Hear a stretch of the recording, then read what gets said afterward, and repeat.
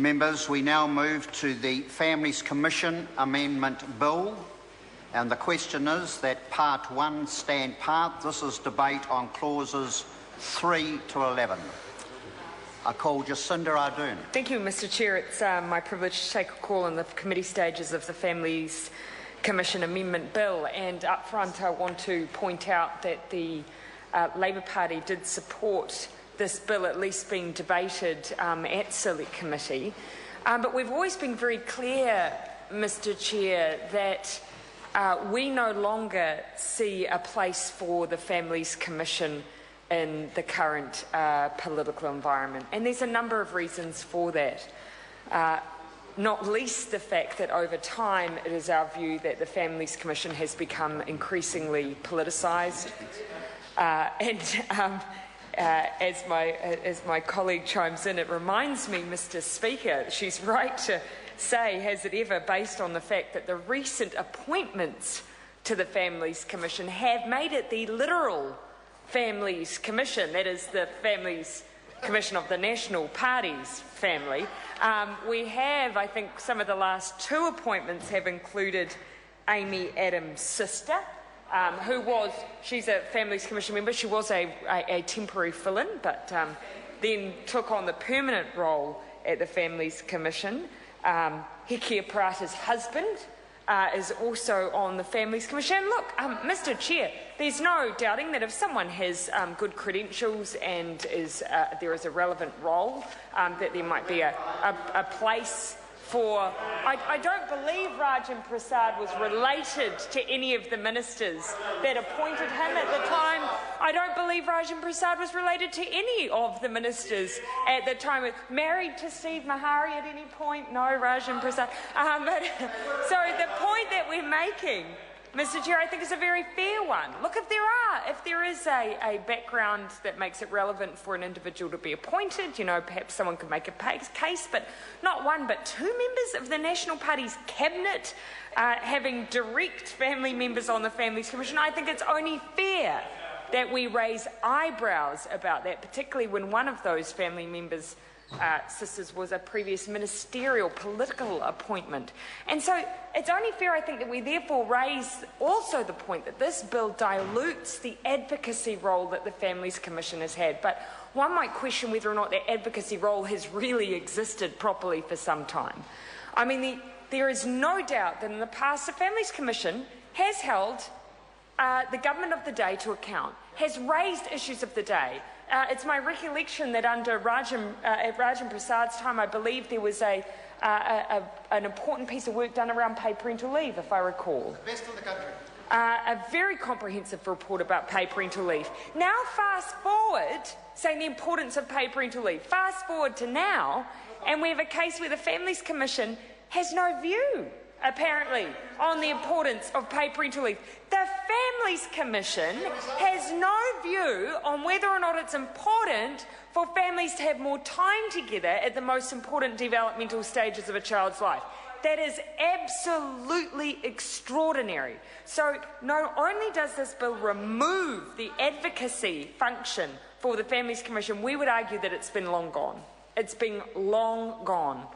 And that is why, Mr Chair, that although the Part 1 focuses on reducing down the number of commissioners, so having one commissioner and not having multiple, which is fair to point out that may have caused some confusion, it actually, in our minds, doesn't go far enough. In our minds, this bill should remove the Families Commission entirely.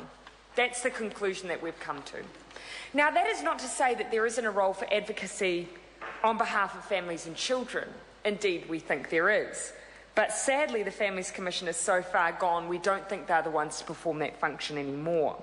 In fact, it is our view that the functions performed both currently by the Families Commission and the proposed functions within this bill should simply be transferred to the Children's Commissioner, who we think the Office of the Children's Commissioner has done some very, very good work, has a very strong advocacy role, has conducted itself with the level of independence, particularly in the research that it's done. The ability of the Commission to bring together expert advisory panels specific to the areas that they determine need to be focused on, in this case child poverty, to even bring together funding to enable them to do work. And in part 1, Mr. Chair, of this bill, there is a specific establishment of a social science experts panel, Mr. Chair, with a specific allocation of funding. Now, we believe that that is inappropriate. We believe the kinds of pieces of research that at Select Committee we were told would be conducted by the Families Commission actually should be being carried out by the Ministry of Social Development in their day-to-day work anyway. And that to claim that having something independent would add something, well, actually, this experts panel wouldn't be independent anyway, so why not have it as part of the Ministry of Social Development? The one specific piece of work as well that this piece of legislation sets out that the Families Commission will conduct, even though everything, they've been basically gutted except for a couple of little things, few little jobs to do. One is a State of the Nation sort of report for families, the Family Status Report. Well, Mr. Chair, one could argue that that is essentially what the social report that MSD previously did annually under a Labour government, but when this government came in, no, they weren't interested in hearing about the social status of New Zealanders on an annual basis. No, much more convenient to deal with that 3 yearly, I believe outside of the election year, rather than have that yearly. So the fact that they've now created this family status report just rings hollow to us, given that something that was comparable and already existed has been gutted since National's been in office. Equally, the Household Income Survey, fantastic piece of work, very comprehensive, unfortunately undermined by Treasury's, I believe Perry's report may have been influenced by Treasury's inability to count how many children are in poverty, I believe. But we do have other reports that do provide us a useful snapshot. I think that the Salvation Army State of the Nation report, produced truly independently of the government, has become a useful resource. The Children's Commissioner's Child Poverty Monitor, if provided with accurate figures from Treasury, will be a useful resource.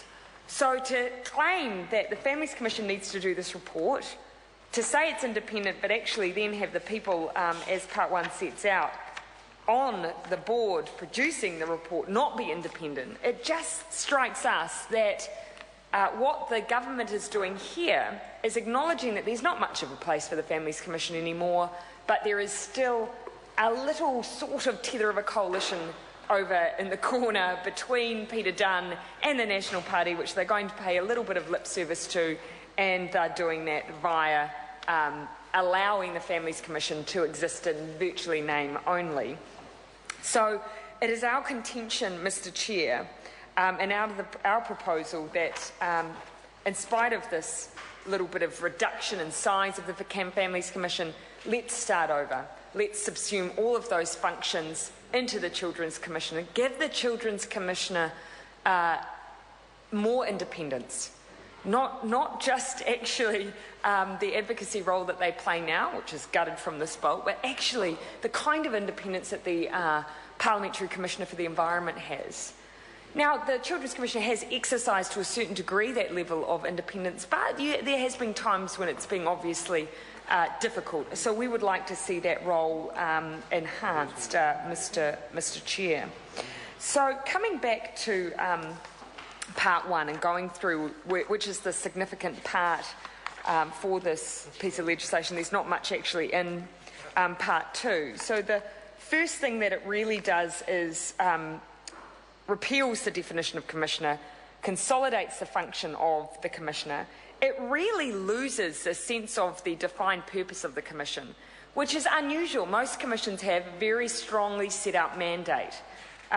This Families Commission, after this bill, doesn't really seem to have that beyond publishing their annual family status report. There's the advocacy function, and I'm quoting from Part 1, says does not include acting as an advocate for the interests of particular family or particular family members in connection with a particular case. Well, actually, really the advocacy functions go almost entirely, as far as we can tell from our questioning at Select Committee, and based on the evidence of what we have seen. So the function's basically not allowed to do anything individual, not really allowed to push too far beyond doing its status report, conduct a bit of monitoring, evaluating research functions. Mr Chair, it just shouldn't exist. Sue Moroney. Mr Chair, I want to actually come in support of my colleague Jacinda Ardern with her analysis of the reasons why Labor is opposing this bill. It is actually a sad day when the current government has brought the Families Commission into such disrepute.